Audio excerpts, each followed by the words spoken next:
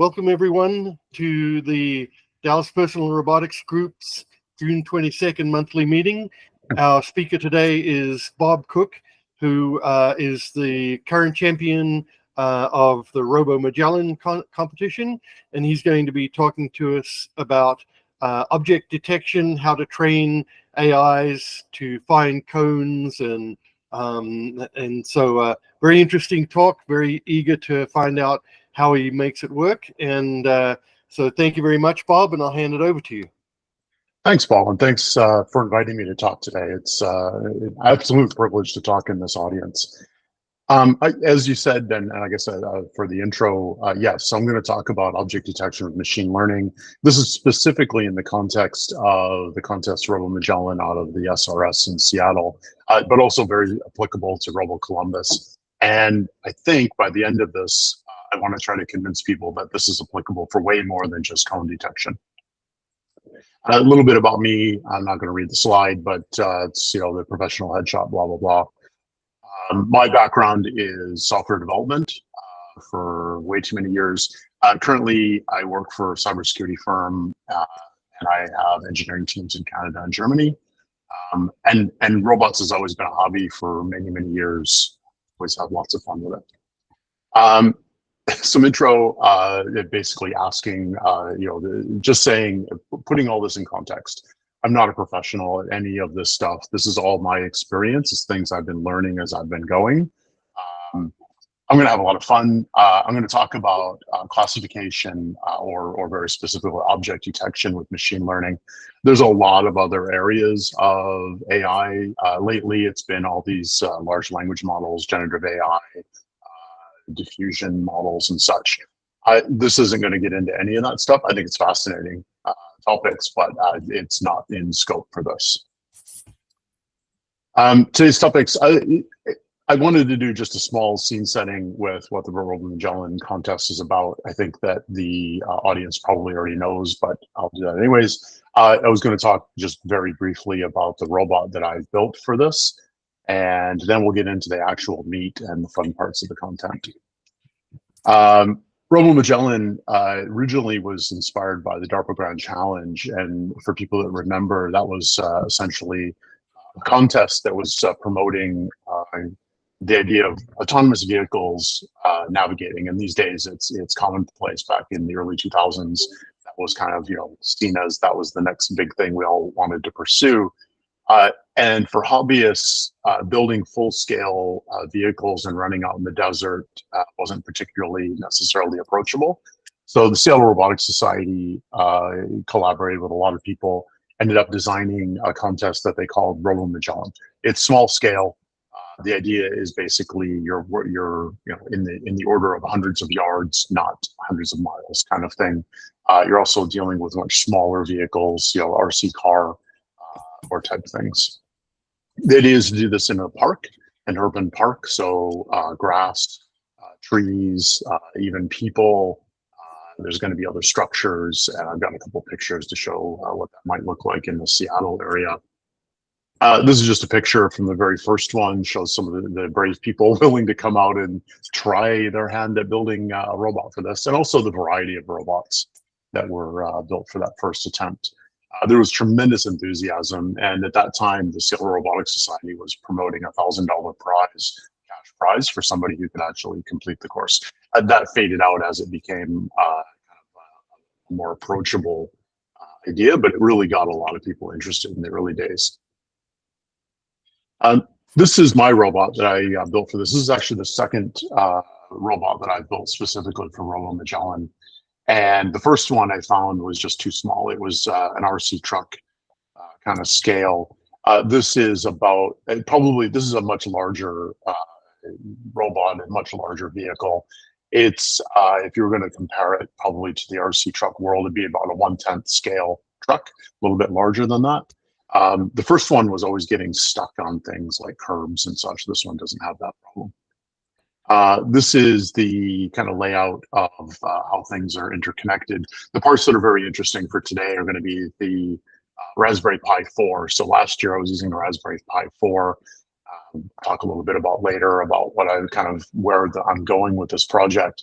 And you'll notice also connected to that is in our Raspberry Pi camera. And this is just the camera tube. It's nothing fancy. I actually think that was turning out to be quite a good idea.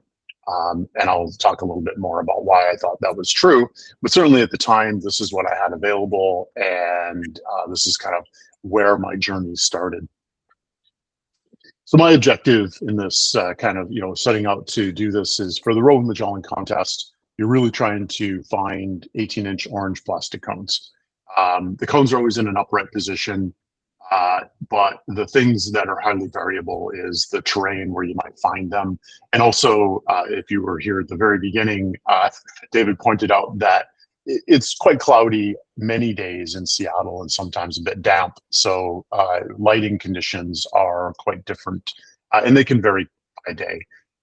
And the Pacific Northwest is quite famous for being rainy on one morning and later that afternoon it's bright sunlight. Here's some pictures from the Seattle Center where this contest is almost always run. The things you'll notice in these pictures, like nice lush green grass. They don't call it the Emerald City for nothing, but Seattle does get a lot of rain, but also turns out to be nice lush green grass, stands out very nicely for orange cones. But in the lower left, you'll see there's also kind of as a part of an urban park, different backgrounds. And I thought it was quite insidious this one year where they put an orange cone in front of an orange or reddish building. Depending on your approach, it was an interesting challenge. There's also people, and where the course is often done on a kind of cloudy or rainy day. There's not very many people. On a very sunny, bright day, there's many people in the park milling about, and we're always trying to make sure that the robots aren't chasing people instead of cones. When I started this journey of thinking about how to approach a RoboMagellan, the idea was essentially to do a bit of outdoor navigation via GPS.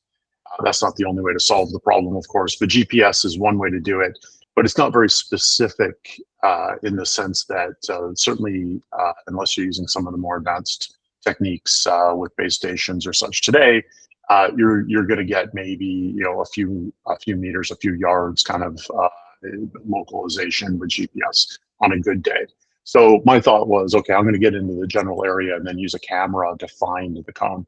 And my very first approach was to use blob detection. It's a fairly common and quite approachable technique. My approach was actually just to go use an off-the-shelf product. There's a number of them out there. AVR Cam was quite an incredible project. Somebody made actually blob detection, multiple object blob detection work on an 8-bit AVR microcontroller. And it was really cool. It worked really well for very limited use cases. And the general approach with blob detection is essentially you set some sort of color range that you're looking for, and then you sweep through the image to find some of that color. And then you start basically like a flood fill. You're looking around the pixels in there to eventually find the shape, or at least a grouping of pixels. And then you usually apply some heuristics. You may want to think about things of, sort of the shape must be of a certain general size. The blob detection is never a perfect science. You may want to be able to restrict it by size, by kind of orientation. It should be a little bit taller than it is wide, kind of thing. I went through churning through a lot of different cameras, and I've kind of given up on that approach. I didn't think it worked particularly well unless it was under very specific conditions like indoors, very good lighting, very consistent distance and such. And the reasons that I found, and this is my kind of short version of an explanation, is that humans are particularly great at pattern matching. Like when we look at an object like this, it's super easy to find the orange cone in this picture. And in fact, a fairly classic cone detection technique will have no problem finding this. And that's because the orange is very consistent. It's a very specific color. The illumination in this picture, if I go back one, you'll see this illumination is almost perfect for this. This particular cone is easy to find. You can use blob detection like that, and that works well. The problem is that in RoboMagellan, you can end up with cones that are shaded, and this one is kind of an obvious and quite dramatic explanation, or at least visualization of that problem. That's an orange cone. And all of us as humans, our visual processing system works quite well to say, yes, I see the orange cone there. Blob detection, when you're looking for a range of colors, doesn't. And this is not the same orange that is in the previous picture. The lighting is completely different. And unless you're opening your blob detection to quite large ranges, this kind of color difference, illumination difference makes a big difference. And this cone would not be detected under the same conditions as the previous cone's picture.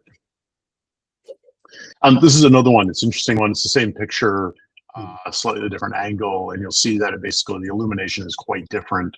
Again, this was much more direct sunlight, and you can even see that one side of the cone is quite dark. One side of the cone is almost, approaching white.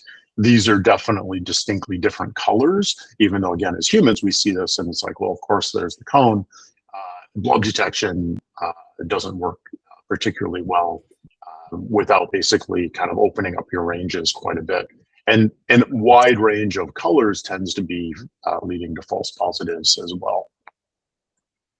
So another technique that I investigated and spent quite a bit of time looking at is kind of, using OpenCV to slice the image in different ways. And OpenCV, by the way, is just an absolutely amazing library. So this is one approach that I did give some attempts to. The idea is you can remove some of the illumination variability by manipulating the color space of your image. You can then do looking for edge detection, and I've got some pictures to describe what that looks like. So this was kind of the same picture that we started with nicely illuminated cone.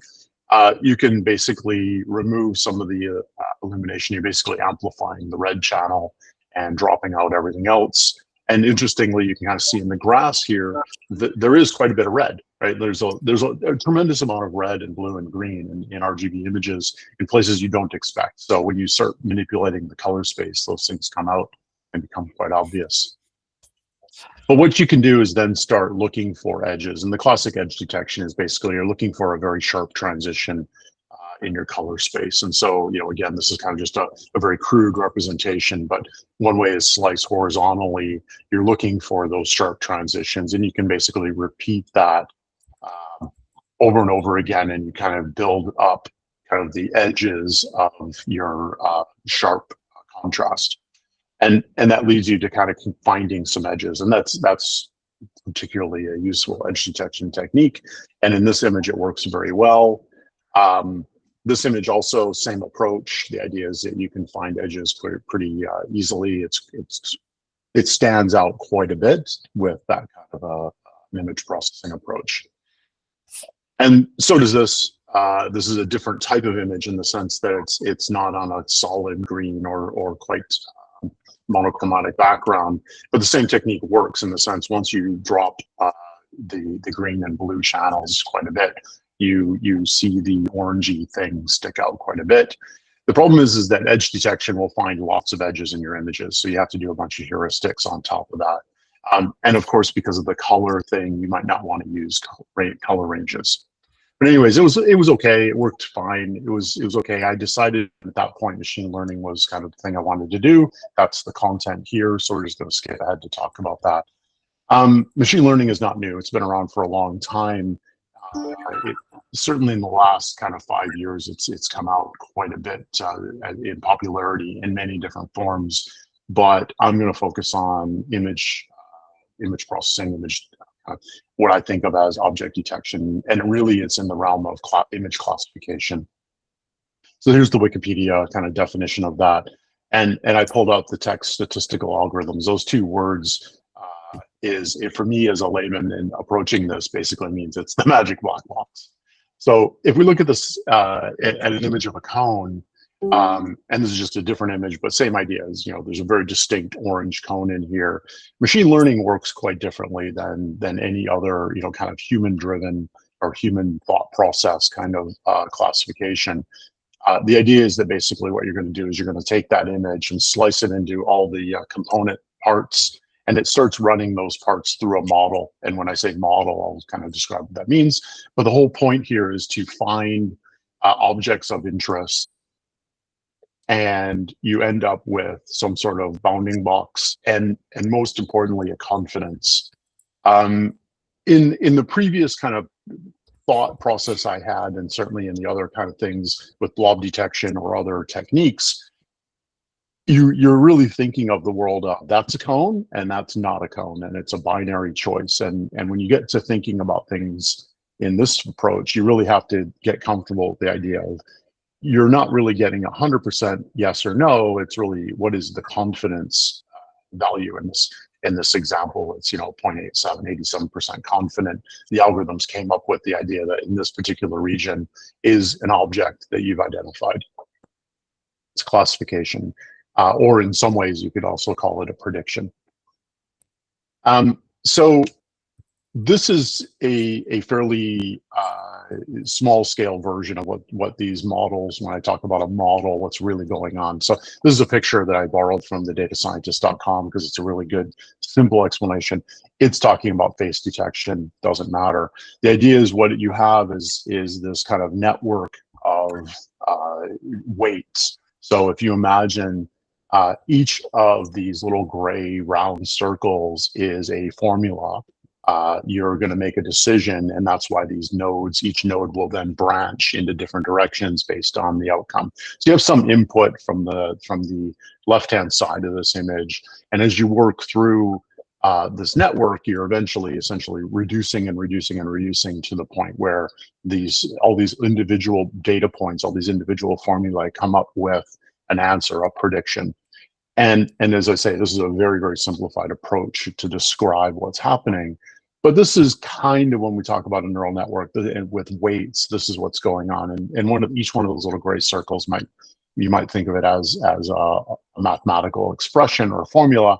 You're looking at the inputs and then passing on its output to another node. When we talk about weights, the really tricky thing would be to say, if you wanted as a human to try to work out what this might look like, you'd have to sit down and work out the numbers that you might want to use as your discriminators.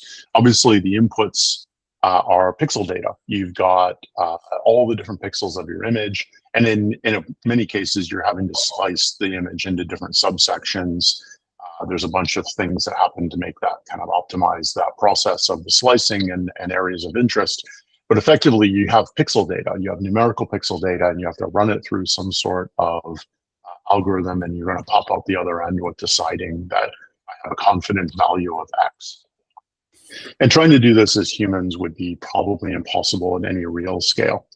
So effectively, what has been created is a bunch of ways to kind of automatically train these things. And when we talk about training, you are really thinking about kind of, I'm starting with a blank slate, and I'm going to fill out what all these different kind of gray circles might look like.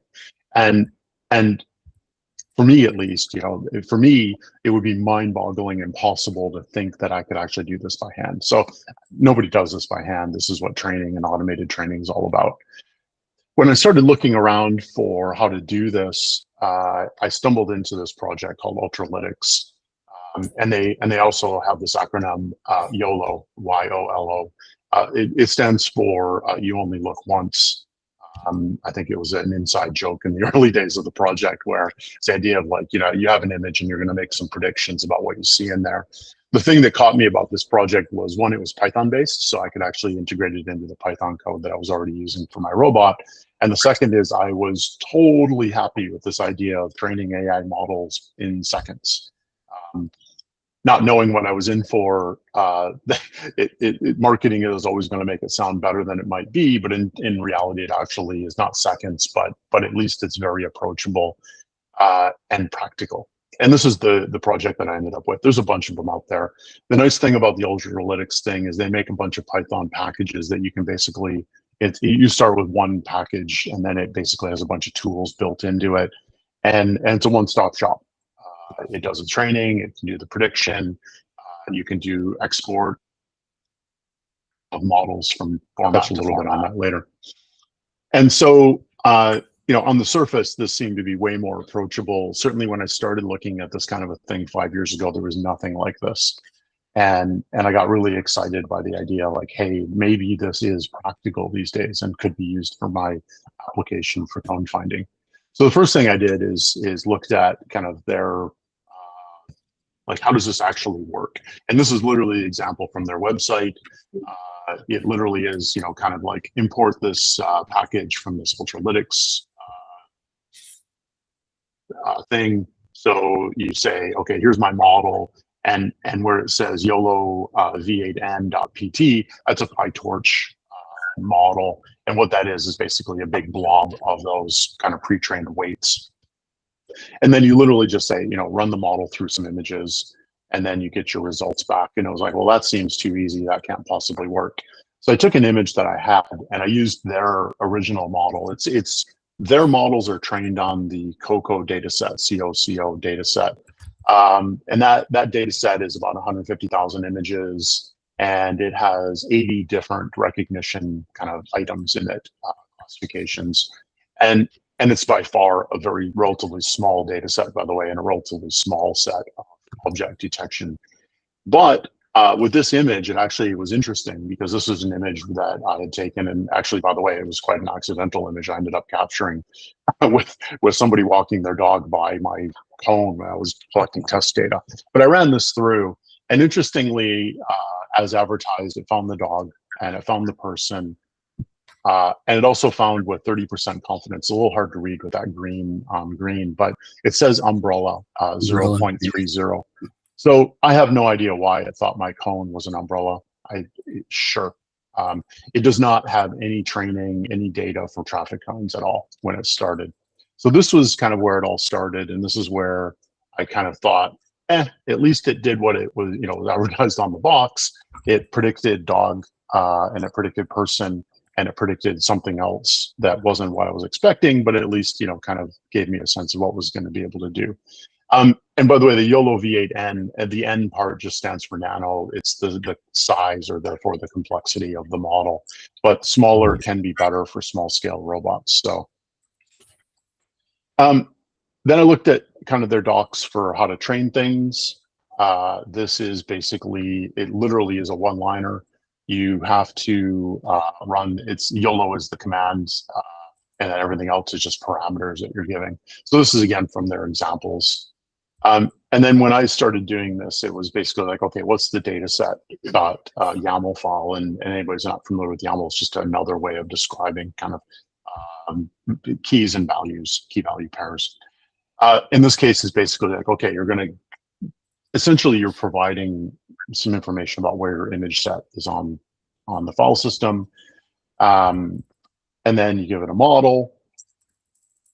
And that's this model. The idea is you're basically saying, I'm starting with somebody else's model. I'm starting with a model that's already been trained to find objects in images. You don't need to do this. It saves a tremendous amount of time in the compute sense, where you're not actually having to build up, the fundamental weights of image processing and detections. You're starting with, all I'm really doing is making the delta of what the objects I want to look for on top of what was already there. And when I say on top of, it means you're not going to detect the original things anymore because they're no longer in the training set, but you're looking at the delta between what I might have been looking for as a dog or a cat or a bird or a coffee cup or a person, and now I'm really looking for my objects.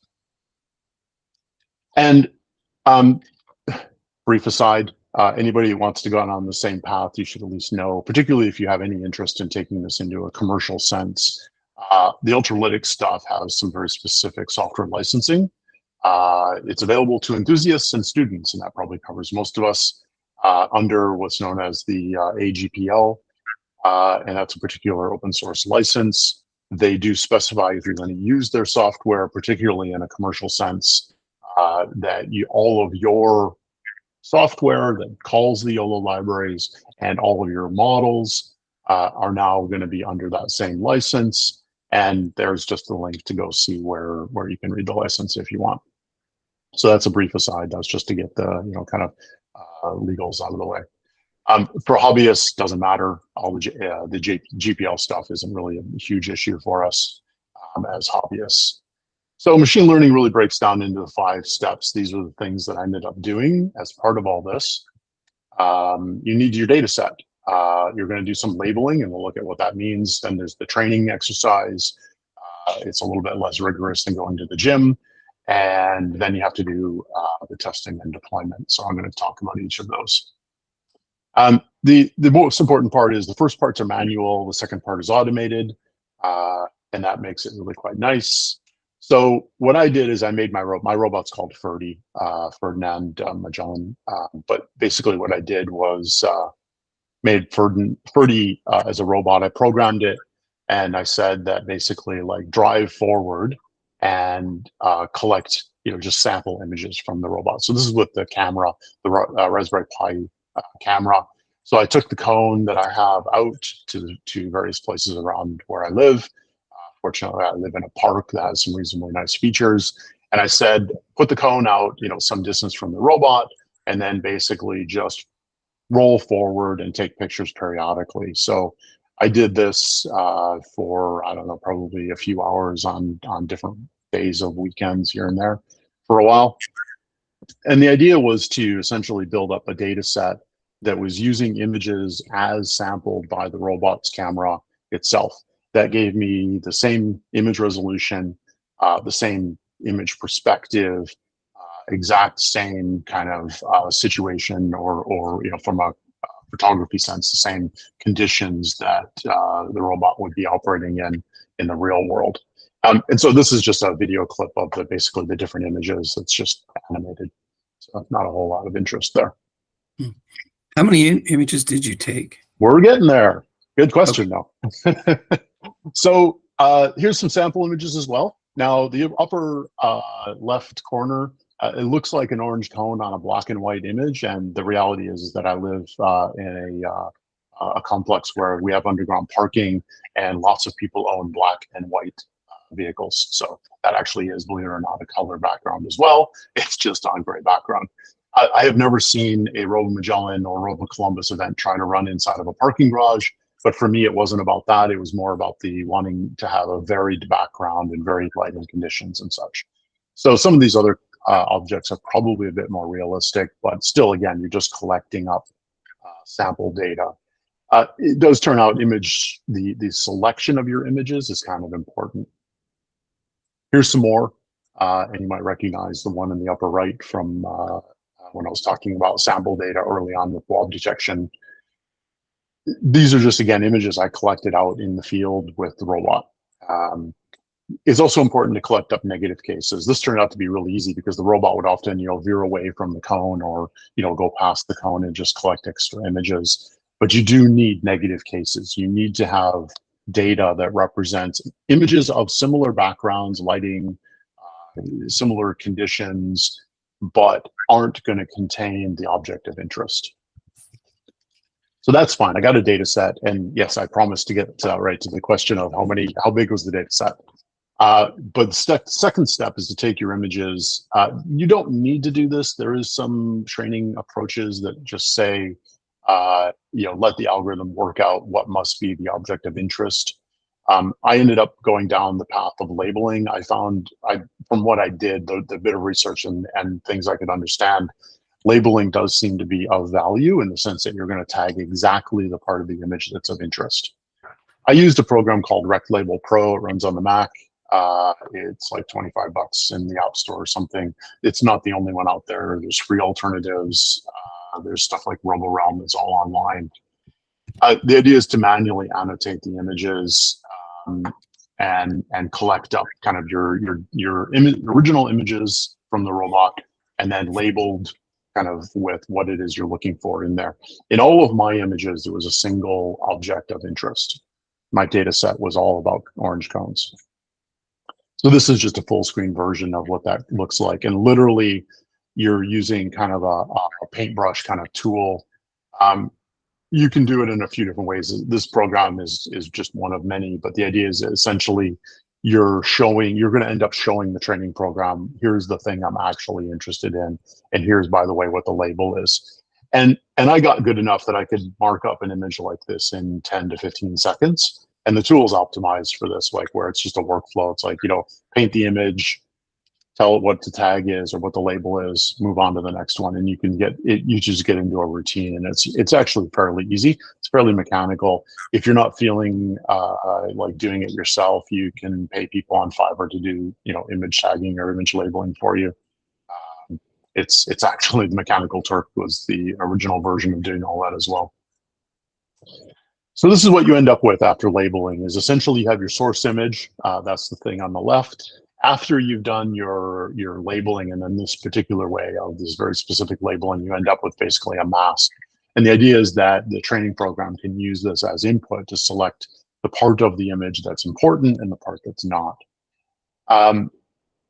You end up with some XML that describes this, and this is kind of what that XML looks like. This is, again, all generated for you by the labeling program. And then this is what they call the YOLO format. And unfortunately, the screen isn't wide enough, but imagine this is just one long line of text. The very first 0 on the left-hand side is your item identifier. So this is label 0, which is, for me, I just call it cone. It doesn't care about the text version. It cares about a number. And then the rest of this is essentially, you can think of it as it's a coordinate map of the part of the image that was interesting in the original. And this is text. One of the things that you'll note is that the coordinates in here, and it's not worth trying to map it out visually, but look at the numbers. They're all floating point numbers, and they're all in the range of 0 to 1. And the reason that this matters is because you don't want to think about your image being of a particular pixel size and the cone being of a particular pixel size and pixel location. And so by using floating point values that are in a full range of 0 to 1, the algorithm can then scale to whatever image size and then whatever object in the image it might be and still be applicable. Step 3, this is where it actually got automatic. This is, again, the one-liner from Ultralytics, the YOLO, detect, train, blah, blah, blah. That whole thing basically is the one command line. You have to set up your data. You set it up in the data set. You describe the file system location in dataset.yaml. You say what model you want to use. It's optional, but it definitely is, I found, very advantageous to start with a pre-trained model. You tell it how many iterations you want it to run. And image size is interesting because it basically says, I want my image detection to be trained on images of a particular size. It's very important that the image size is consistent. And what I later learned is that probably was not the best choice of 640, but it was the images that I had, and I thought that made a difference. What really happens is when you do the training, it actually says, okay, image size 640. I will take whatever image size you have, and I will scale it to that size square, 640 by 640. And again, because of the floating point description of where the object of interest is from the training set, it doesn't really matter how it's stretched or distorted. This is about your training set. And I have to admit, when I started down this path, I didn't fully appreciate why that parameter might be important. But anyways, I picked 640. Mostly because all my input data was 640 by 480. That was the camera scale that I have on the robot. If you've spent any time watching kind of the stock market lately, you'll notice that NVIDIA is doing quite well. And the reason for that is because they make really nice GPUs. And the reason that's interesting is because GPUs are working with not just training, but execution of these models. They're fantastic. And so I pulled out a Windows gaming laptop that I have with a fairly nice NVIDIA GPU. There's other people that make great GPUs, by the way. It's not a magic thing. NVIDIA just makes really nice ones. And I basically set up my data sets to run the training automatically, left the laptop to run. The GPU is the important part. The actual CPU, it doesn't matter. I had a much faster machine that didn't have a GPU in it, and it ran for 68 hours before it gave up and crashed. And that was because the logic of training as well as kind of running these models really needs the way that the scalar kind of GPU things work to be very efficient. Anyways, 4 hours later. Yeah. You spend some time talking about how image size is more important than you originally thought, and how how it scales all the images to 640 by 640 squared. But I didn't catch what it sounded like you had some regrets over that choice, and wondered if you could speak a little more about what you thought might have been better and why.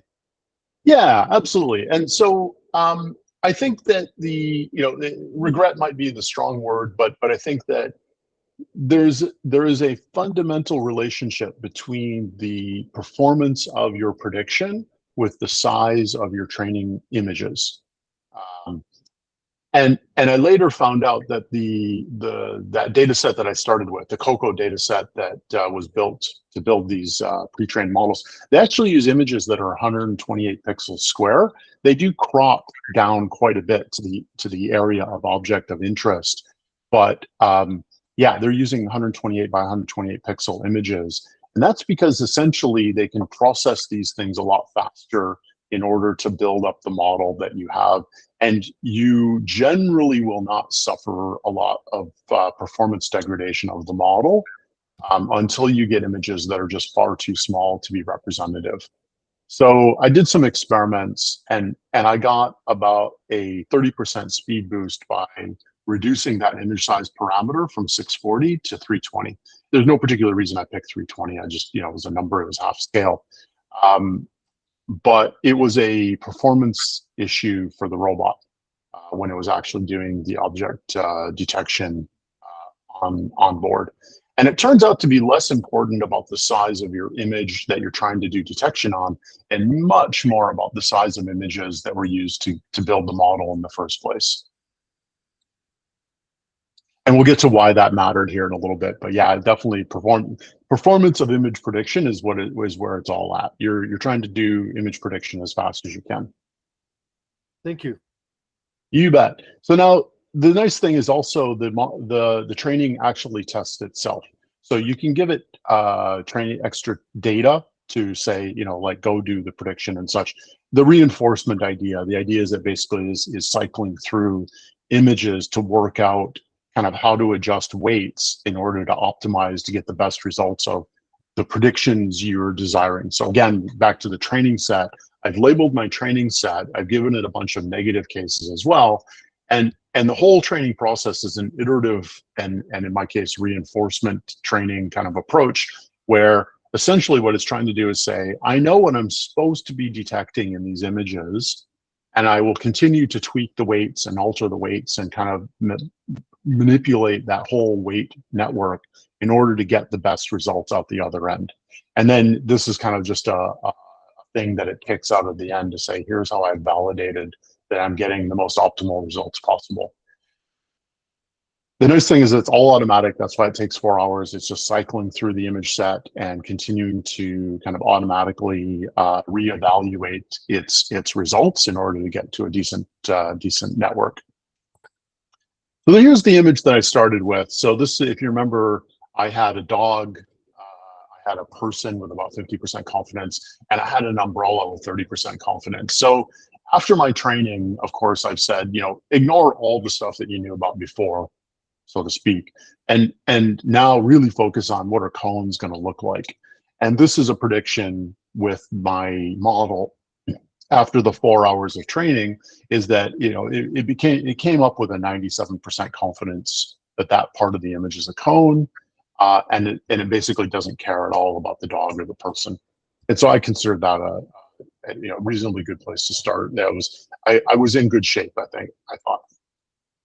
Here's some other examples. How many images did it? Yeah, we're getting there. Hold on, we're getting there. Sorry, too eager. I literally, you're 2 slides away. I promise.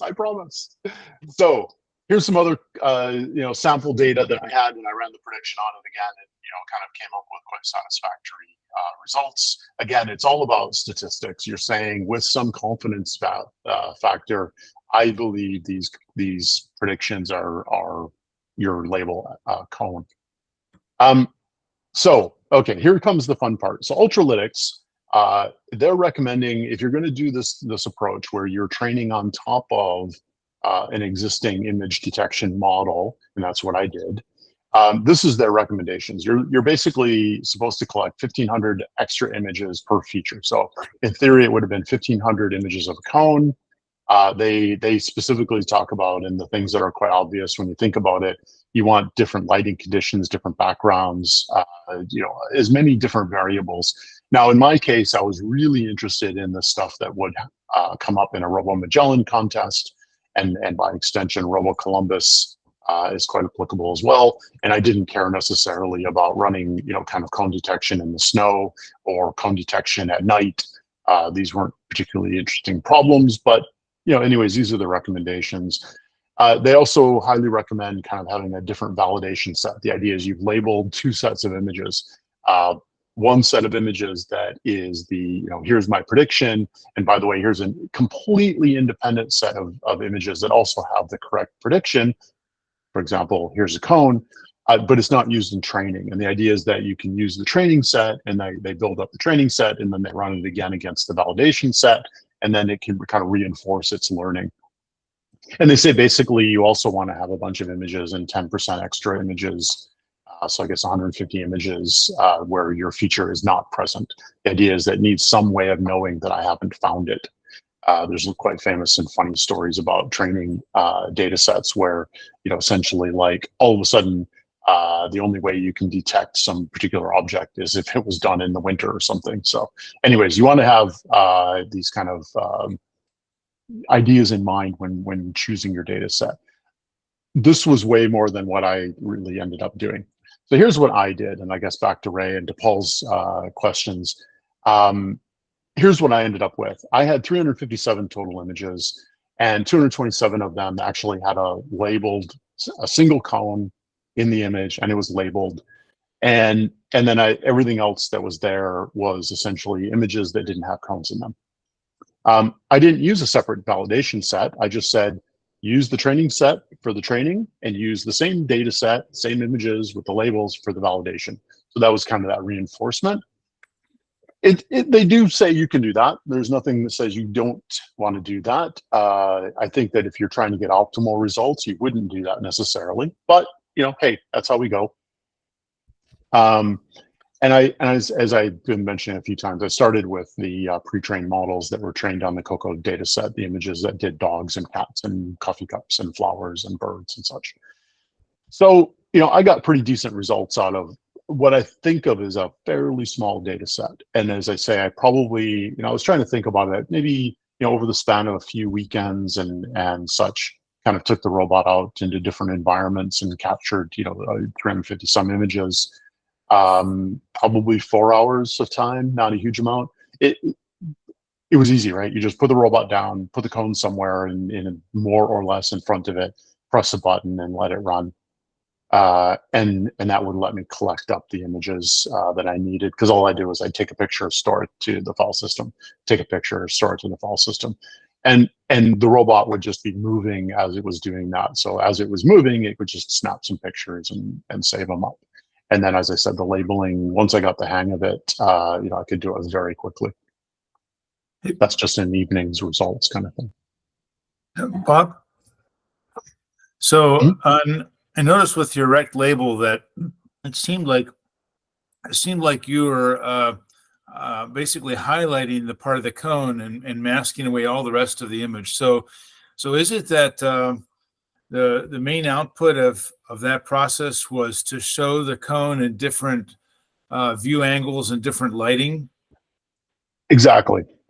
So what you're trying to do, and so that mask, so I had a slide that had the cone picture and then the mask that was kind of black background with white.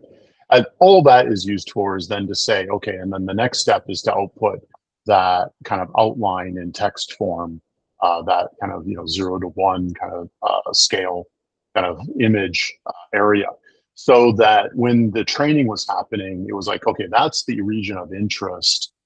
It's not quite like that because the software isn't really built to think of it like a region of interest. But what it is basically saying, here's the part of the image that matters for this labeling. So therefore, when I'm looking at this particular image compared to that particular image, I'm interested in finding areas of images that look similar to that.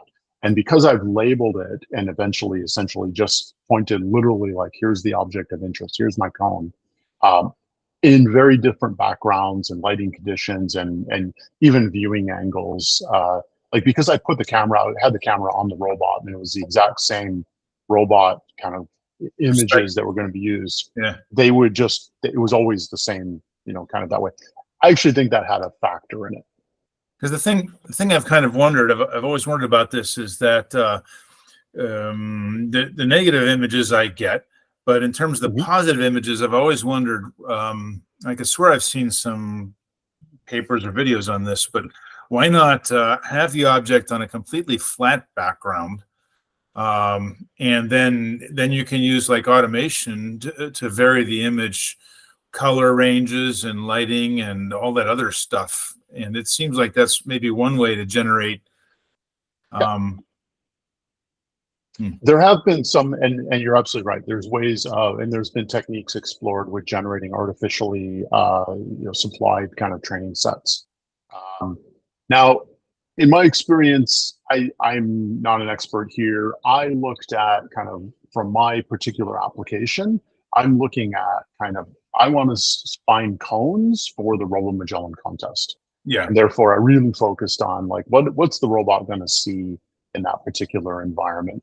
So, for example, it wasn't particularly interesting to find images of cones indoors.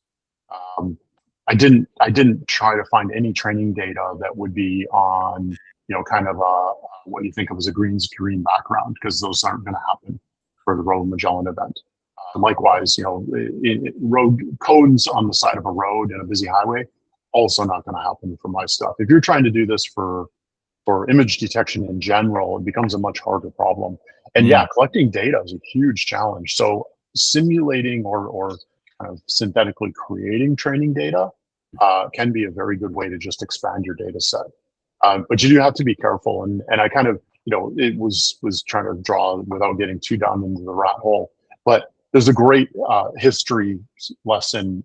There was some very, very, very early work many, many years ago done to train a object detection algorithm to look for tanks. This was a military application.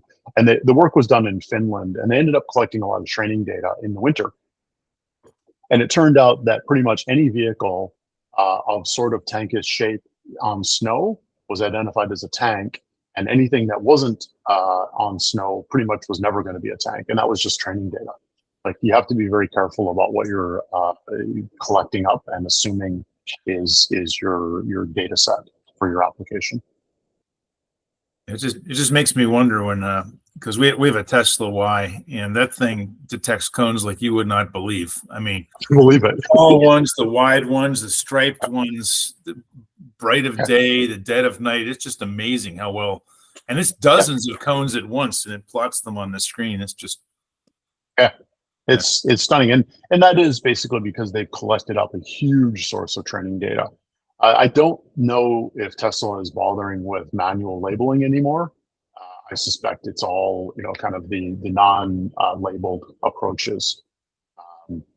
But they have a huge data source, right? Everybody's been driving Teslas for the last decade. You can basically draw on a huge volume of data. Millions of miles. And yeah.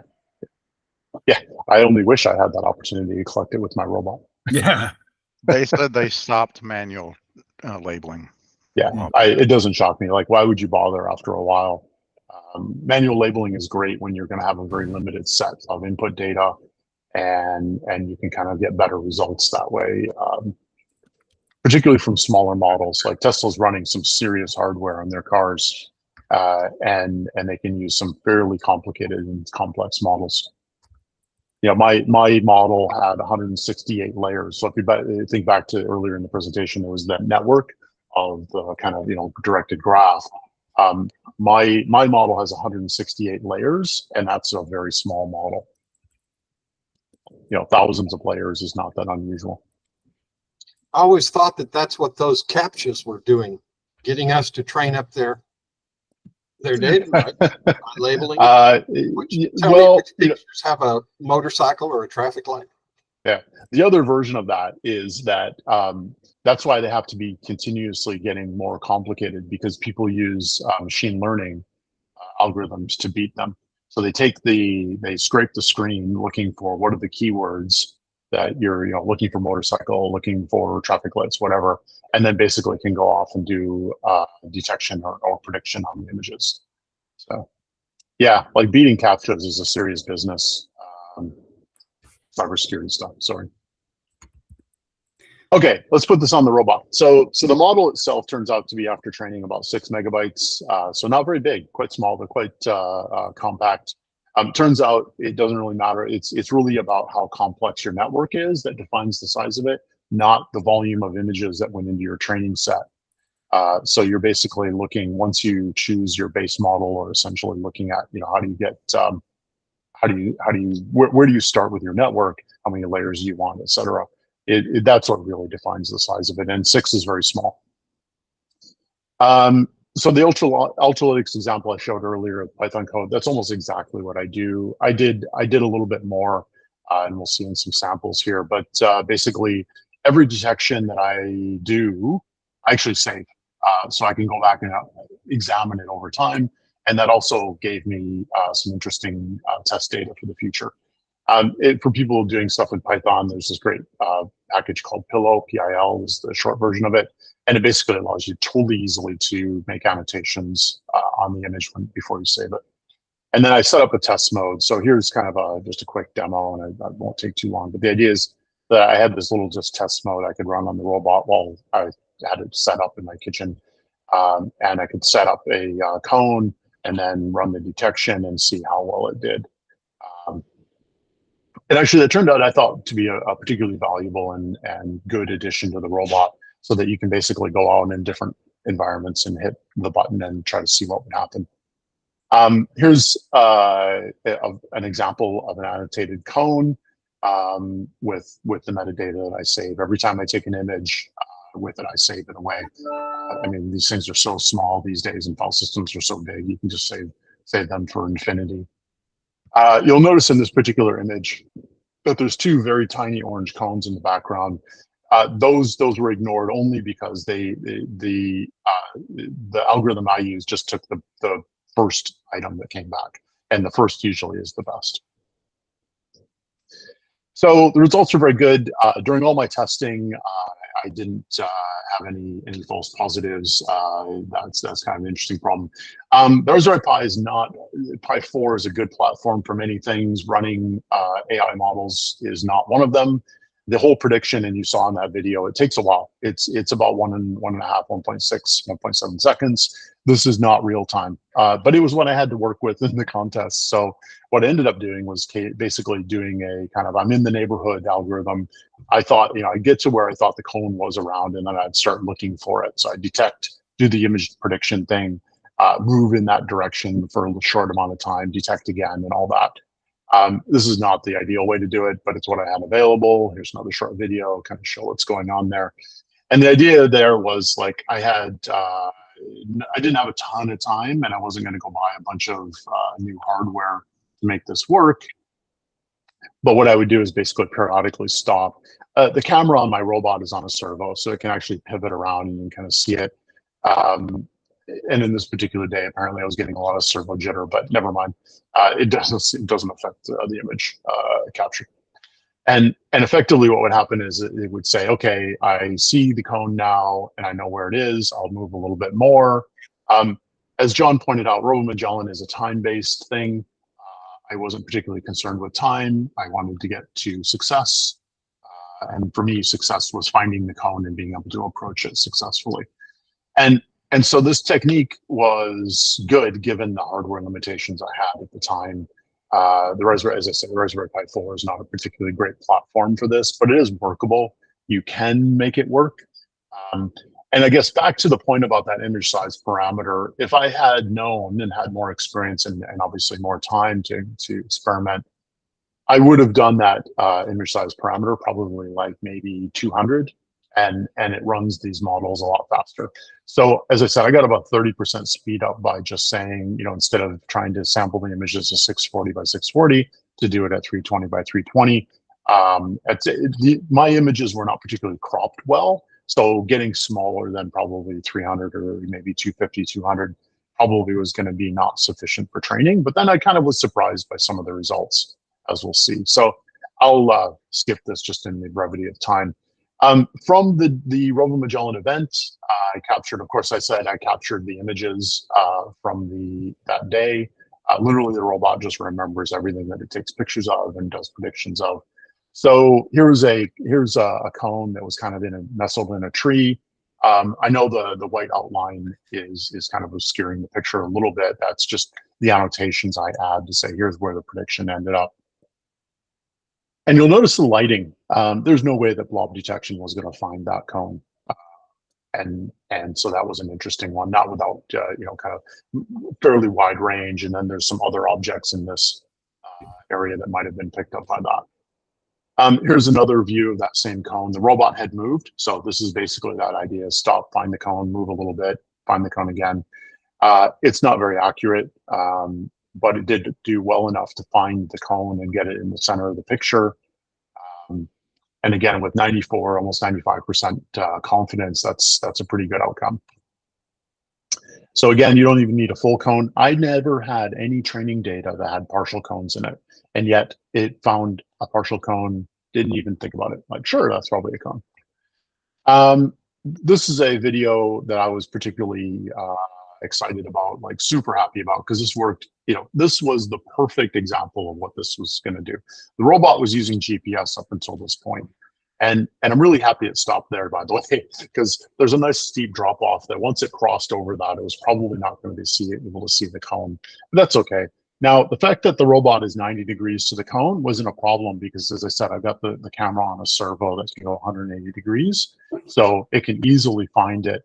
And because the robot uses Ackerman steering, depending on at what angle it sees it, it may choose to kind of turn towards the cone, or it may do what you saw in the video, is basically it backs up with the assumption that it can get a much better view, more or less in front of the robot. And that's just one of those kind of heuristics that I kind of learned about as I was doing it. So again, it's kind of doing this move a little bit and then do the prediction again. And now it's going to start moving again. We should basically get much closer. And one thing that I might have done different, two things actually that occurred to me after this contest is to make this better. First of all, when I do the image sweep to do the second detection, I always start from more or less the beginning again and do the sweep again, and I don't need to do that. I probably should have optimized to where I thought the cone was and look for it there. The second is that the image prediction after a particular distance isn't valuable, and you've already got enough image data and you have a real sample of what you want, that probably switching to blob detection would have been just as effective. I had the right image, I knew the lighting conditions, I could basically sample the image I had to find the color range that was the cone that I wanted, and I could then do that in real time. So if I was going to do that particular thing again, it's probably a distinct improvement I'd make.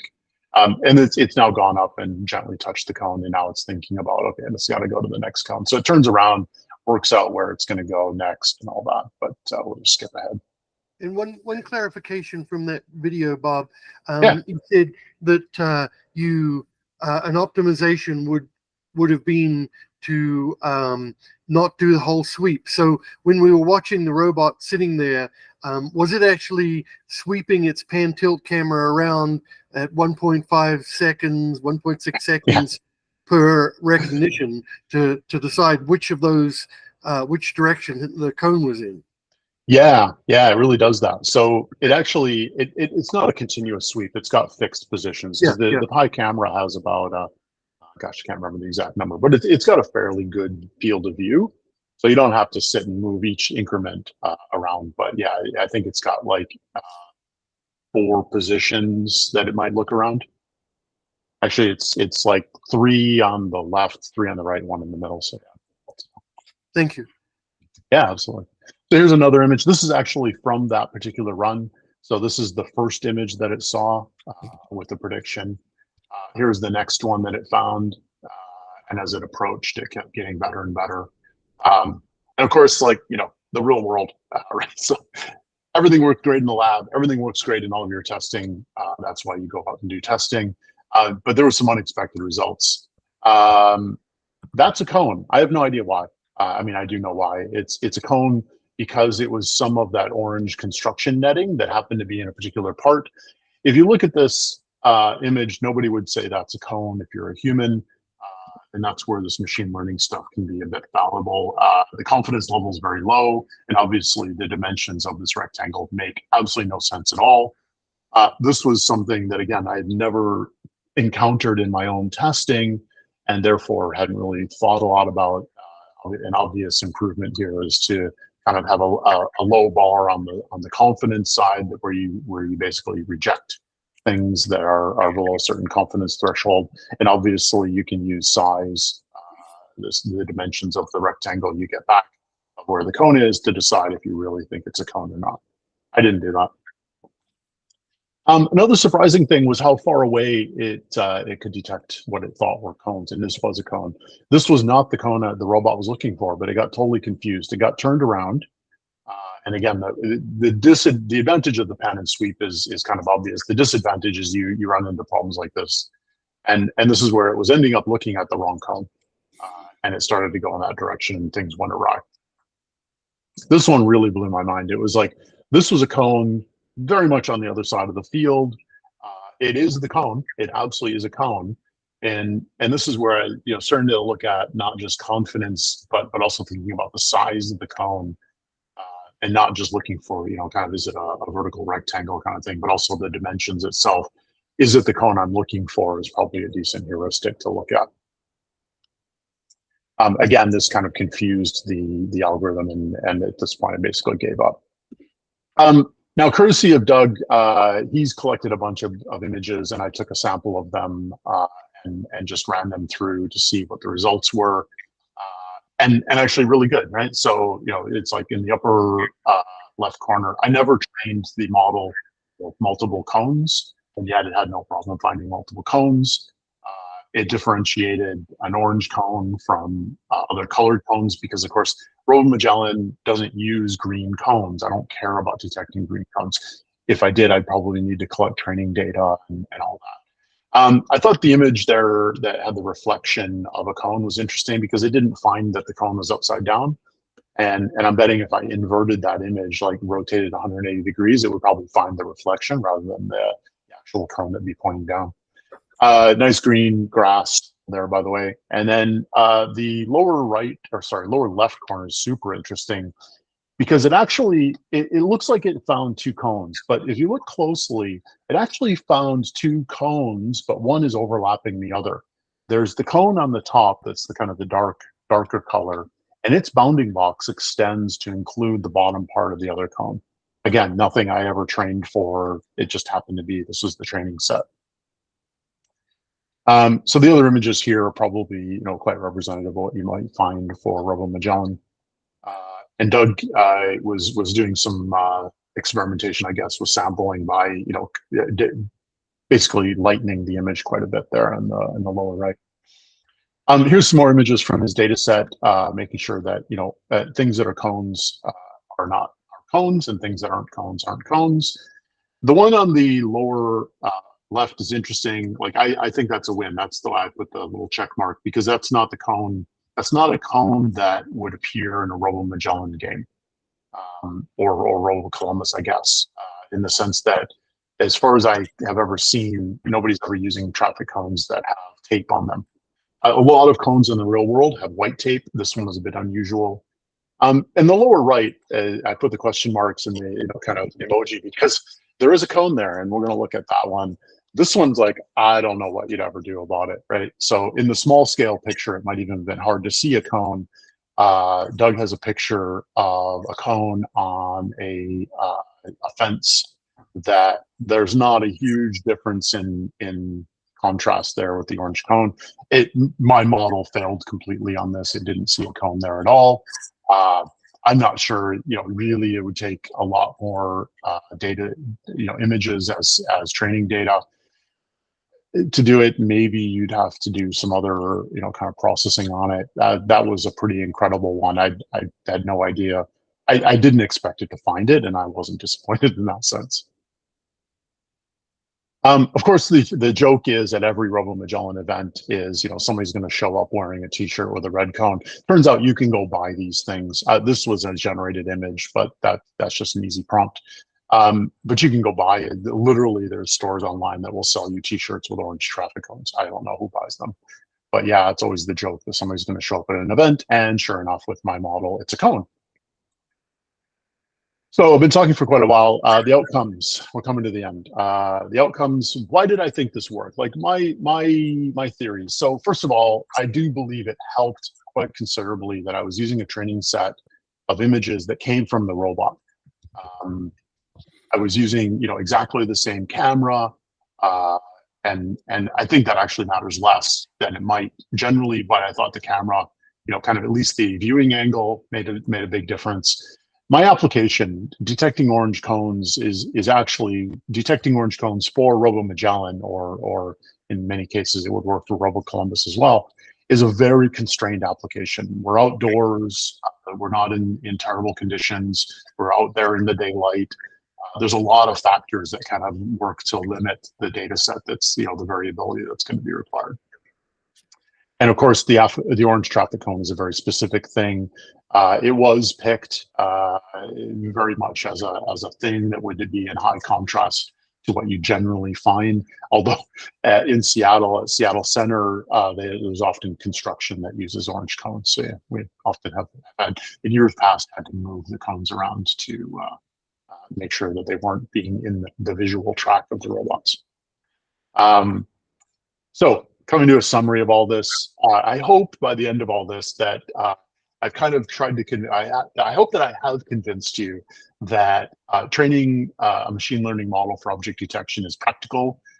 It's something that we can all do. It's not requiring, some very, very specialized knowledge, some, data scientist type engineers with, millions of dollars of computer hardware from NVIDIA or something to do this. This isn't required.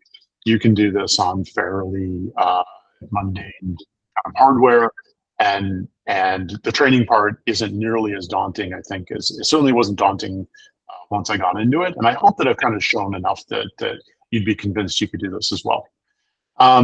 What I did notice and what I learned, and it's pretty obvious when you think about it, is the training data really matters. You have to think about the context of your objects that you're trying to detect, and the backgrounds and the conditions and everything that they're going to be in. So the training set is probably the bigger factor, and it's obvious.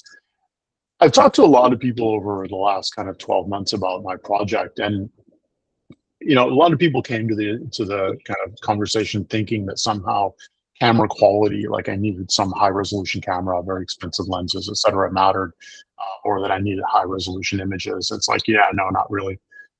As I said, more I got into it, the more I learned that the actual resolution of images can actually be a detriment, both on the training side, because it produces models that will take longer to execute, and on the input side. There is no point in running a 4K image through one of these models if a 320 by 240 kind of image would work instead.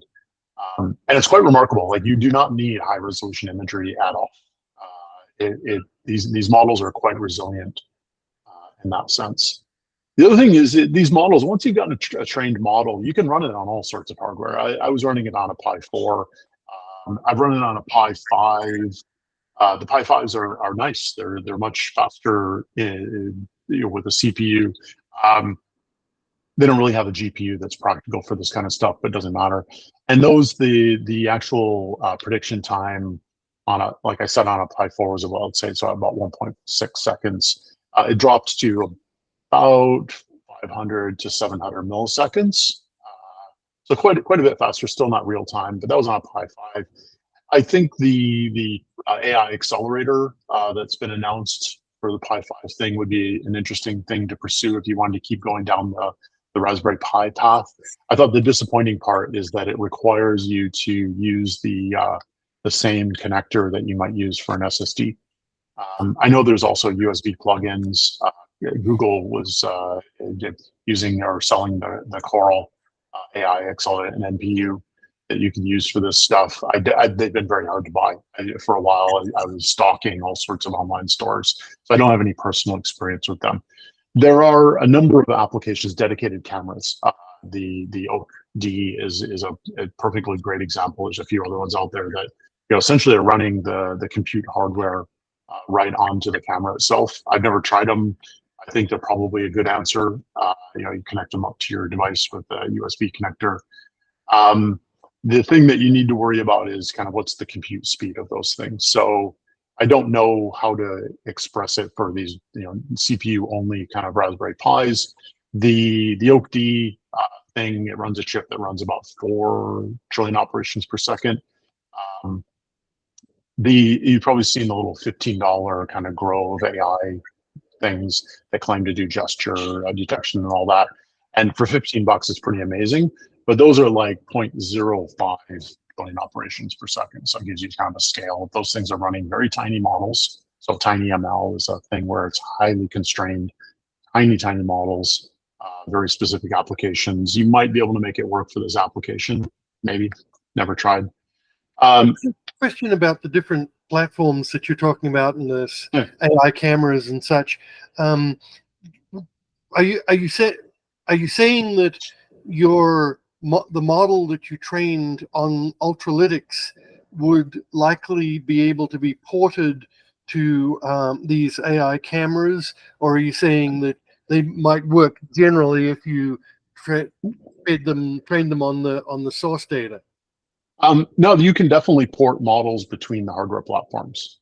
They are absolutely portable. They may need to be converted. Now the Ultralytics tools can do that. You can convert it to different formats. Like I was using the PyTorch format, but that's just because that's the native format for that library. You can export to Onyx, which is a much more generic and portable model. TinyML is the one that these very small chips are preferring to use. Generally, what has to happen is you're basically scaling down that network. In fact, the very tiniest TinyML models are actually using 8-bit integers for their weights, where the larger and more sophisticated models might be using 16 or 32-bit floats. And that's again about these weights. And if you remember back to that network model of the directed graph, it's really about in the end, it'll be about the sophistication and the robustness of your model. That's really going to be what the size is really a factor of. Thank you. Yeah, absolutely. So the other thing is, and this last point on the slide, the kind of thing that really occurred to me is after this, everything starts to look like a vision problem. So even in our contrast, right? So RoboMagellan is looking for orange cones, but the challenge for looking for cans. Now the fact that they're marked with orange tape is cool. Soda cans are things you can train for. You could literally build a model and do some vision processing to solve the can type game. Foursquare, you put cones to denote the corners. Absolutely practical for that. There's a whole field of people doing games that are just about vision. Donkey Car was one of them. There's a few of those kinds of things where essentially you're training a model to look for particular road signs or particular markers. There's also people doing things with April tags. April tags are just a very specific way of describing a object that is easy for image detection to work on. They don't require anything like the scale, but you could certainly deal with just to not detect anything visually. So for me, it was always about like, that was the big breakthrough really, is everything turns into a vision problem eventually. So, we've been kind of doing a few questions along the way. I thought that just, at the very end, I've been talking for over an hour. I thought it'd be great to kind of open it up to see what other questions people have. And I hope that I've answered enough questions along the way for people. Ray, I know you were asking about image size or the image data set. Hopefully that answered the question for you. Any others? Yeah. I have a comment, and that might inspire suggestion. I had noticed years ago, I've got an OD here and several other cameras, that my experience and those of others is that we go out and we buy this really nice high resolution color camera. And then one of the first things we do is drop that down to 128 or 64 little blocks that we're actually going to deal with. And so we end up not dealing with that. It's exactly the point you made. It's actually too much data. And so I find it interesting that that what we seem to be coalescing toward is actually lower resolution, cheaper cameras. While I spent all the money on this OD. Oh, guilty as charged as well. No, I've got that. Yeah, like I have found I was perfectly satisfied with the results I'm getting from a fairly low cost Raspberry Pi 2 camera. Like it's not even the latest camera that they have. The one thing I have thought, and the path that I'm on for the next evolution of my RoboMagellan is actually to use two cameras. And again, I'll put them on servos so I can be looking around. But the reason is I want to use one with a telephoto lens and one with a wide angle lens. And the idea is that there's different times, different points in the kind of competition as the robot's roaming around, where telephoto can be an absolutely fantastic, kind of opportunity to get a bearing on a long distance away with reasonable confidence. Wide angle, of course, is to help just say I'm much closer, but I'm not sure which direction the cone is. And the Pi 5 now has two camera ports. Actually, the platform that I'm currently working with is it's an NVIDIA Jetson. It's called the Orin Nano, and it's a developer kit, so you buy it as is, and it's overkill. The performance of that thing is out of this world, though. Like, wow! It has two camera ports on it, and it can do real-time imagery from both cameras simultaneously. The GPU on it is not their top of line, but it's pretty good. It runs at 40 trillion operations per second, so about 10 times what the ODs can do. But it's also quite expensive, and I'm not sure that's what I'll really end up using in the long run. But yeah, that whole image size, the quantity of pixels can work against you from a performance perspective. You're not getting any real benefit from it. Bob, I know that OD also can return you a distance map. Have you thought about incorporating that into the cone integrity? Yeah, I actually think that is definitely a practical approach because it would help you discriminate with false positives. But on the other hand, the images and the predictions that I've been able to get from even just this, kind of very simple version of all this hasn't really needed it. Yeah, you could probably cut out some of the FPs that you'd get from some types of images, but I haven't found that I needed additional sensor data yet. The depth map would be great for other types of navigation problems. How do I avoid that bush? But then we have other solutions with sonar and ultrasonics and that kind of stuff.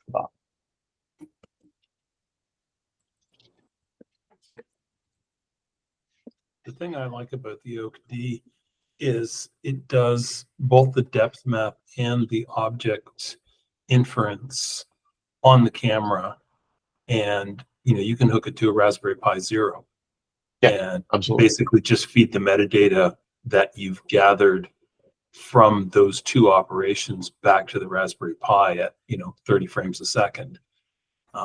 So it's basically allows you to be a little more flexible in terms of the CPU. Because let's face it, the Jetson is a neat machine, but your main processor, the only reason you have that is to do visual processing.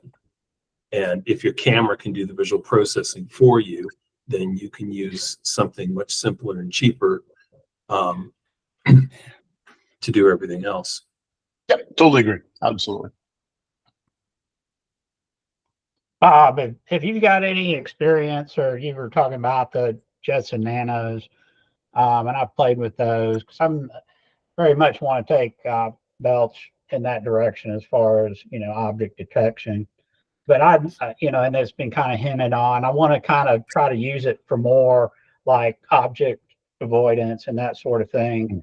I've also been looking at the BlackBerry. They've got a 64-bit AI. Do you know of any background and any experience with that? Any people that you've seen have experience with that? Because what I've read is it's actually supposed to be better than the Nano as far as computational. It has the 2 camera lenses, lanes on it, that sort of thing. Just wondering if you have any information or any insight into the BlackBerry platform. No, unfortunately, but I'm now intrigued, so I'll be doing some research today. Well, I was using the BlackBerry Blue for a robot that we just had in the contest, and I was really impressed with its performance and its reliability, I guess, to some degree, because in the Pi world, you search for a solution and you'll get dozens of them, and you have to find for that one solution that fits on your platform or works in your environment. I was really impressed with the BlackBerry platform because I've dealt with some BlackBerry Blacks in the past too. It's very concise. The information is really good, and when you punch it in, it just seems to work. So that was kind of my interest in the 64-bit AI, which is actually targeted for exactly this sort of thing. So. Yeah, I think they're aiming their hardware at even larger applications with full-size self-driving vehicles and such. So. Right. Yep. I saw an interesting camera yesterday called the Jevois, Jevois. It's a little pricey. It's like $600 US with, but they use the Halo 8 neural accelerator. So you basically end up with a camera that's about a 2-inch cube with 31 tops. It's amazing. Like when I started all this project, there was nothing like this stuff on the market, and that was not even a year ago. Right. So that's been fascinating. I did, and I'll make the slide deck available to Paul. I think normally Paul, you put them on the website afterwards, but there's at the end a bunch of links. So the ultralytic stuff. So it's easy to find online, but I put the links in there. And then in the middle there is the actual data set that I used. So my data set's available publicly for anybody that wants to use it. Oh, fantastic. Yeah. Thank you. Yeah, absolutely. And I think the models that I trained are included there. As I said, I've done a couple different, I did the original one that was it was on 640 pixel data. I trained one on essentially the same data set, just on a 320 pixel data set as well. So I'll make sure that that's there as well. I collected up some videos where I was just walking behind the robot and chatting away during the RoboMagellan event. And then, of course, everybody already knows here, but I included this anyways in another presentation. The RoboColumbus stuff, the videos you guys did that day was fantastic. So thank you, because there is so many useful things to learn from, not just from watching, but hearing what other people do.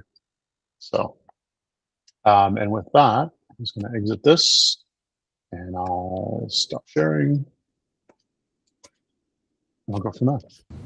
Happy to keep chatting. Like, I'll answer more questions if I can. So, Thank you. you're very welcome. Thank you. Great questions, by the way.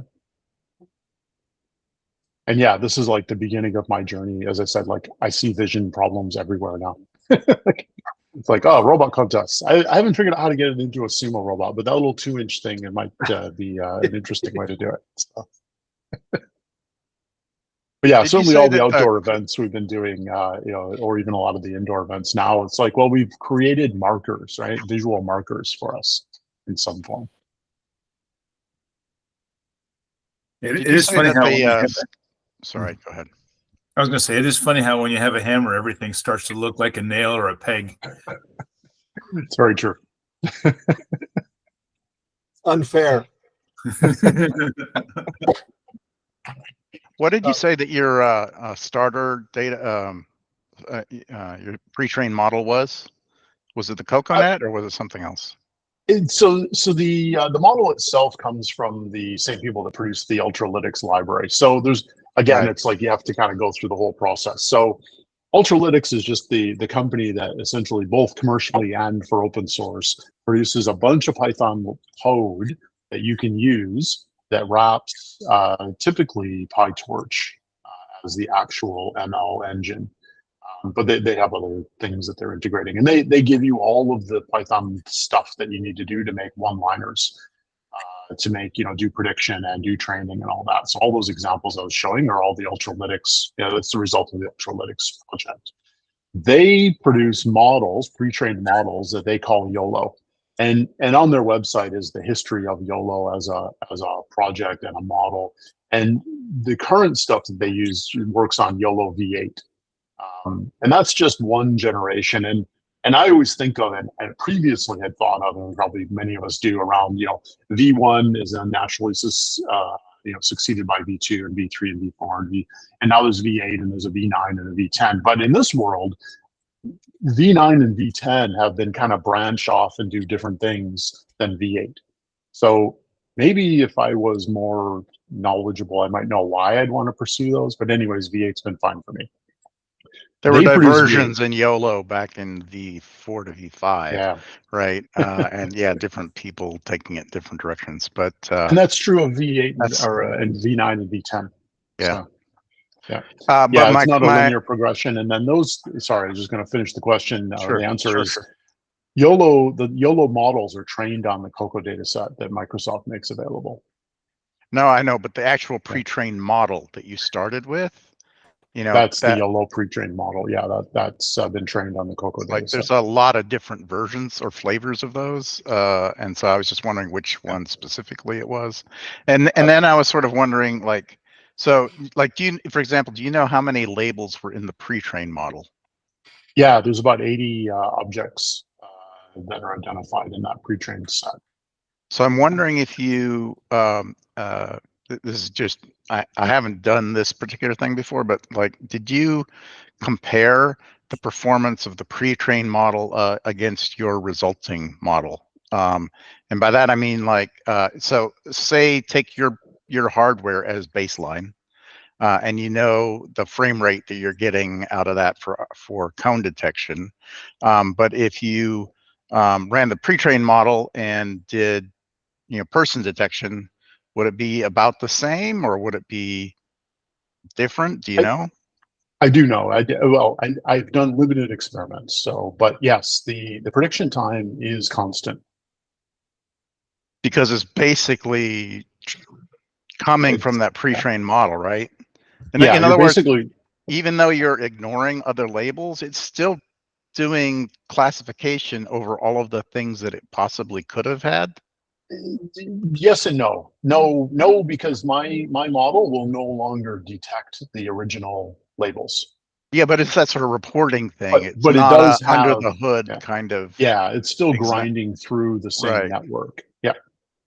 Okay, so you could have just added the traffic cones as a new label to the existing ones, and it wouldn't really reduce the performance.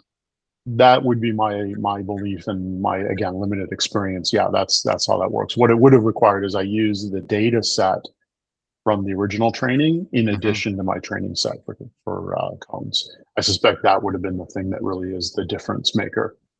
150,000 images added to my 350 some.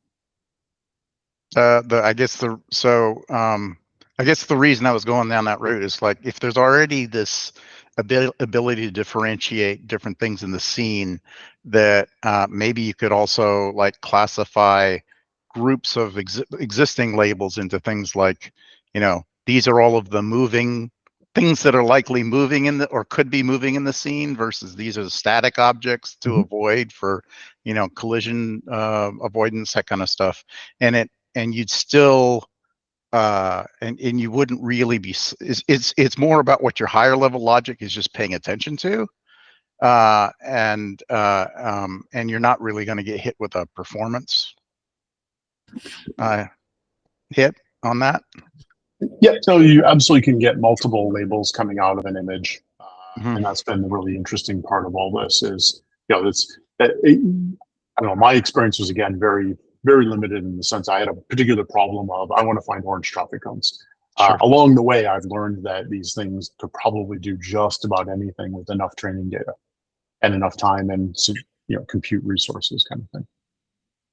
I did wonder a little bit about overfitting when you said that all of your entire data set was a single cone in different locations, and right. And I guess there's no need to have a cone lying on its side. I don't know if that would. I wouldn't want to detect a cone lying on its side, only because that's not what the RoboMagellan contest is about. Which is part of the. So we can rely on somebody resetting the cones if another robot ran over. Yeah, Yeah. absolutely. All right. Okay. Yeah, in fact, because that's a fairly common problem, or kids knocking them over. In Seattle, they now put a stake in the ground through the top of the cone with a big sign of like, "Don't touch this." Wow, So- in the Robo Columbus, you're actually penalized if you move the cone. So putting the stake in the ground pretty much prevents that. Yeah, and the rules for RoboMagellan kind of suggest you should be penalized or could be penalized for knocking the cone over or something. It's been more of the problem that what we don't want is people just to barrel into. It should be a gentle approach and touch the cone, which is fairly obvious and easy to observe. And what we were very worried about was two things. One is cones going for a walk. In Seattle Center, it's not quite the luxury that I think Robo Columbus has with a fairly constrained audience. On a good day, there's hundreds of people roaming around Seattle Center. It's a challenge to keep them out of the way. So we're worried about cones going for a stroll, or cones getting knocked over and then they're not standing upright when the robot gets there. That's kind of why I was wondering about the using your pre-trained model for other kinds of object detection, just for avoidance purposes. But then you'd have to have a frame rate that's pretty reasonable. Yeah, and I do think that's just a hardware problem and a selection of model and training parameters. As I say, you get much better performance with smaller images. And it's not the training images, because it will just resample the training images on the fly during the training process. That's not the problem. It really is about the whole training thing is going to normalize the size, the dimensions of your input data. You can have input data of all sorts of different dimensions, and it will get normalized as part of the training process. Did you? Where you're going Sure. down the path of using ML or using a classification model for object avoidance, because this thing is really about classifying the content of images. It's not about detecting broadly that something is in front of the robot. True, I and know- you could think about like shrubs. Sorry, you're probably going to say the same thing. Go ahead. Yeah. I completely agree with you, but when you think about the way humans do object avoidance and prediction, right, of a future location and state and things like that, it is highly tied to identifying particular objects, and so I'm differentiating this entirely from some method where you got like a depth model or a scan from a laser or something like that. And I would never want to rely on a single mode of detection for something as important as detecting a person not to run into. And so, that's why our last step of avoidance is our emergency stop button. So I'm just looking for more different ways to tackle the same problem, in a redundant fashion. But that's where the fusion could come in pretty handy from the depth others, right? Because if you say that there's a person and the depth says they're really close versus far away, that's much more valuable than saying there's a person at this part of the image. Yeah, right now we do a lot of and Bob mentioned this, but we do a lot of sort of scaling heuristics when we don't have that information. So we know the object of interest, it has to be a certain size in the frame once the whole thing's calibrated in order to make sense as something that's actually very close to us, right? And so we can set a horizon or a size that says don't pay attention to it until it's at least a certain size, and that also can be fused with other modes of detecting where you think that thing actually is relative to the robot. I would like to follow on that, if I can. What Kareem and Bob both said, if I could modify very slightly your last sentence on your last slide and say every problem is a perception problem rather than vision problem. And then that allows us to enter these other sensors. I agree. Yeah, the fusion thing is definitely worthwhile. And that's what makes the OAK-D really an interesting camera, not because of necessarily the onboard vision processing. That's a solvable problem in many other ways. It's the combination of that and depth. You could be looking at, oh, that's a tree with 87% confidence, but also get the depth map to add into your navigation routine. And I think that becomes quite interesting. We as humans have our eyes, and we do a tremendous amount of navigation with our eyes. It also turns out we end up stumbling around in the dark with our hands and our toes, sometimes to our own detriment. But yeah, we do have other senses that we should be using. Yeah, I was going to say, I would think that using an object recognizer, yeah, you can get the size of the object that it recognizes, but you don't know if it's a small tree or a big tree, and they could both look exactly the same, and one's 3 feet in front of you and one's 200 feet away. And so having the actual depth information to go along with that would definitely be a useful thing. Absolutely. Navigation at that scale is very much oriented around, kind of the depth of objects in front of you. Coming back to kind of my application of this particular approach was about orange traffic cones of a particular size. Orange traffic cones in the RoboMagellan game are 18 inches by definition in the rules. So I didn't really have to worry. I could literally use size as a distance of calculation if I wanted to. Didn't think to do that. That would have been saving my algorithm at the very end where I was seeing cones across the field. But yeah, that would definitely have been viable. And then for other things, if you're using it for object avoidance, you probably absolutely need that depth map or some sort of way of looking at object detection with ultrasonics or time of flight or something. I think you would have run into trouble if there was an orange teepee set up on the other side of the field, though. Absolutely. With that technique. Absolutely. So.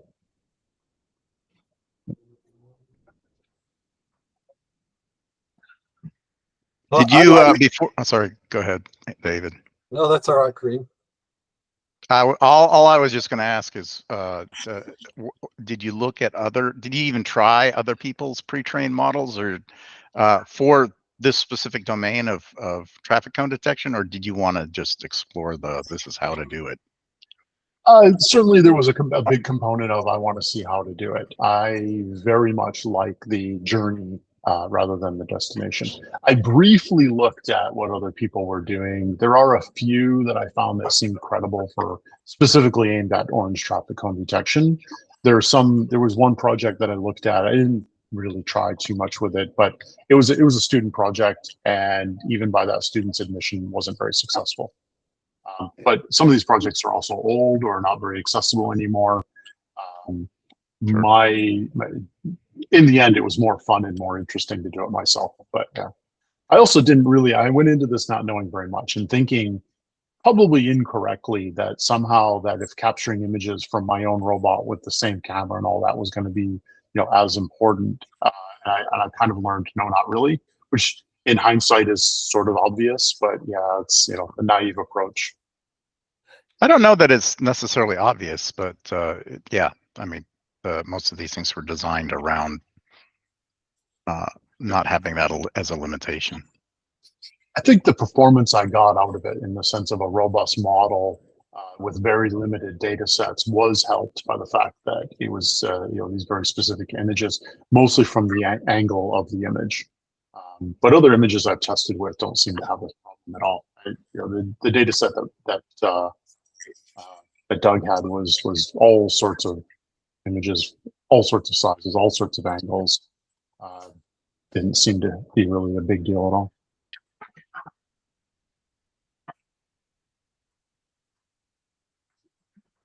David, we can't hear you.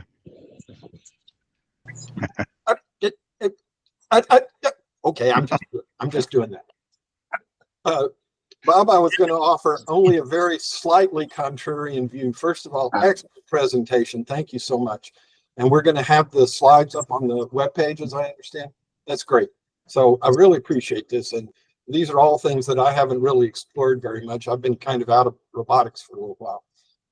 So this was a great presentation for me personally. I want to thank you for that. Okay, my slide. Your talk began by showing cones that you felt blob detection would fail on for a variety of reasons. And I'd like to offer a slightly contrarian view to that. Paul, can I present? Paul, are you there? He's muted. Yes, I am. And by all means, go ahead, David. Okay, I want to show a video. I know this doesn't work very well in these Zooms because it gets real choppy. And this is old stuff because, as I said, I haven't worked for a while. But I'd like to show cones in that sort of configuration that are recognizable by blob detection. Now, I'll make a couple of caveats. The first one is that I use YUV color space rather than RGB. And that allows you to separate out the brightness component from the color components. And that allows you to widen a little bit the color components and still not lose it. And secondly, I'm using the sonar really basically to verify that it really is a color with some simple edge detection. And let me see, how do I do this? Okay, Paul, I don't know how to present. Is it this up button? Present now. It should be an up. It looks like a screen with an up arrow on it. So yeah, maybe if that's what you're calling the up button, Okay. the square with the up arrow, and then you should be able to select either an entire screen or a window or a tab within a window. Okay, gotcha. Select window or screen. Okay. It's And then- not the up yours button. And I just say entire screen. If that's what you You want can to do do. that. That's the easy way. It just scrapes everything. Okay. Might. Did it work? Yep. Yeah. All right. Can you see video? Yep. Yeah. Okay. You notice here, this is just in my front yard, so it's not really very, there's not much distance. I've got two cones set up and I'm navigating with a inertial measurement system. You see, I've got one cone here hidden behind a tree, so it's not where it's supposed to be. And you can see that there's various shadows and the wind is blowing. So those shadows and sunlight flash across the tree, making it very difficult to, let's see, how do I play? Can you guys hear me? Yeah. Can you hear the video? Nope. No, Oh, no. Doesn't matter. Okay, so I've given it 2 waypoints and I've told it there's a cone at each waypoint. And the camera itself is scanning back and forth. Right there, it spotted the cone and locked onto it.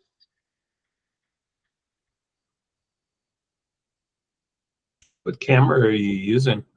Oh, that's one of those little old SRS made them. I'm sorry, my mind blanks out. The other function is, you see the camera can both rotate and tip up and down. And as it approaches the cone, it tries to keep the cone in the center. And therefore it can use the angle to know how far away the cone is, if that makes sense. Okay, so it says I'm back at the starting point and there is no cone. So I'm begin a spiral search pattern. And there it spotted the cone.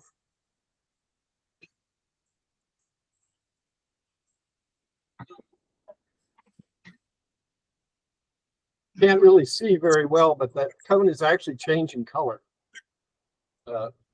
as it's approached because of the wind blowing the trees that are providing the shadow. And this one slowly gets uncovered. So you see the camera begin to tip down as it approaches. That's actually where it's getting the velocity. and it didn't move the cone, which is not staked to the ground. And I think maybe this last one shows it a little better.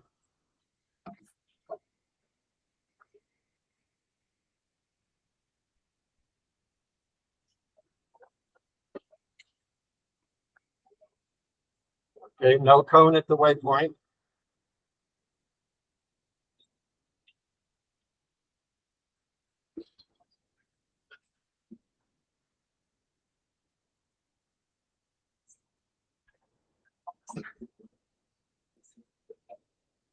There you can see the cone change in color.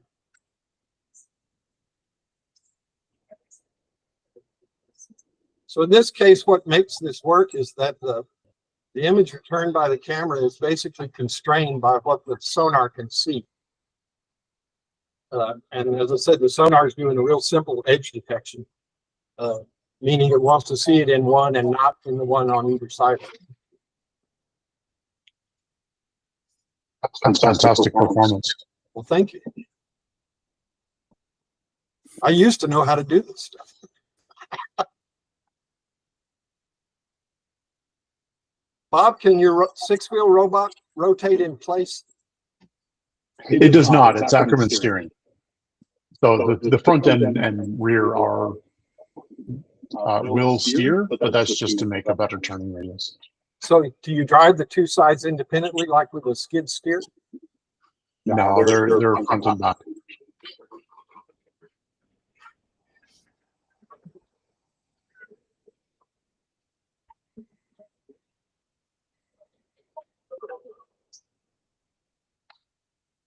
So David, is your robot doing any obstacle avoidance while it's approaching the cone? Yes, watch right now. See it avoid that tree? It turned further than it needed to. Yeah. No, I was thinking on the approach, not the Oh, because that's an interesting question, because if you're doing obstacle avoidance, how do you avoid how do you The not cone. avoid the cone? yeah. Let's see, how do I make this go away now? That would be an interesting fusion of like a depth sensor with an OD, where you have the area of interest of the cone clearly marked, and then you use the depth sensor and you can find anything that's not the cone but that could also be an obstacle and tell that That's actually more sophisticated than what I'm doing. Yeah. Basically, the obstacle avoidance, which is driven by the sonar array, once the camera spots the cone, the obstacle avoidance is disabled. yeah, no, that makes sense. You almost got in trouble on the first one there because it was going along and it went quite sideways up the side of the tree as it went to touch the cone. Yeah, exactly. If there was no cone there, it would have avoided that tree. Yeah. But the cone disabled it. If the cone was a little bit more to the left, you might have flipped over.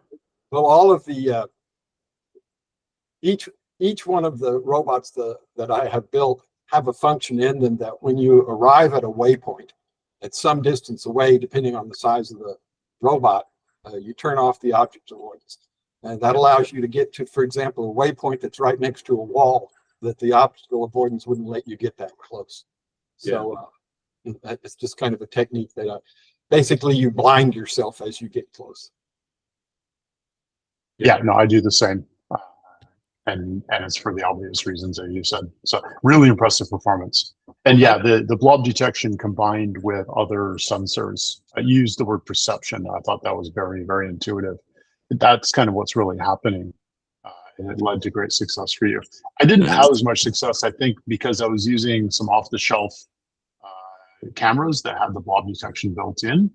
And I didn't have any extra data. I wasn't doing anything with sonar or the ultrasonics type thing, type approach that you were.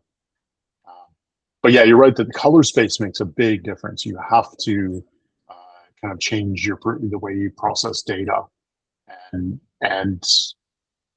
yeah, it's very, very impressive. I must say that most of the robots I've seen that enter RoboMagellan and Columbus are robots that were built specifically for that purpose. And that was not my case. I had already built the robot basically as a response to the DARPA challenge that your talk started with. That was going to be our model of the full-size robot. But in point of fact, I ended up liking the model so much that we abandoned the rest of that project. But so the robot itself was already pretty robust at waypoint navigation and obstacle avoidance. And modifying it for the RoboMagellan really was just really adding the camera. All the rest of the behaviors were already there. What I thought was really funny about the Grand Challenge was half of the competitors started building these absolutely wild off-road chassis to climb 5-foot boulders and things, and the chase trucks were two-wheel trucks. Well, if you remember, our I- original PR for that contest was a very nice graphic with a very custom-built robot. And I think that's what everybody except the people from Stanford decided to do. People from Stanford said, let's see, what we want is a car that's already electrically controllable and will start at that point. So they actually, you know, only had to do like I did. They just added some sensors to an already functional platform. I was disappointed in that contest because when you actually looked at the data that they gave you, I mean, they gave you a waypoint every few meters, you know. Where's the challenge in that, you know? They give you 10 waypoints to go around a corner. So guys, this is great conversation, and I'm not going to stop it, but I think I am going to stop the recording because I have to get out of this camping spot in an hour, so I need to start packing things up. But Bob, I want to say thank you so much for a truly excellent presentation. I really enjoyed it, found it very informative, and would love to try some of these things. And you gave me the concrete information of the specific products that you worked with, and your data set, and made your data sets available to us, so we should be able to duplicate your results. So that's a huge donation to our knowledge base. So thank you very much for that, and for spending time with us. Oh, you're very welcome, and thank you. It was a real privilege to talk. Thank you for the conversation. This is fantastic. I get a lot of joy from the building, the experimenting. It's even more fun to share and to hear other people's thoughts and opinions. I'm by far an amateur at this, and having tremendous fun. It's more fun to have this as an interactive group. Thank you. Well, it was great, Okay. Bob. Come back anytime.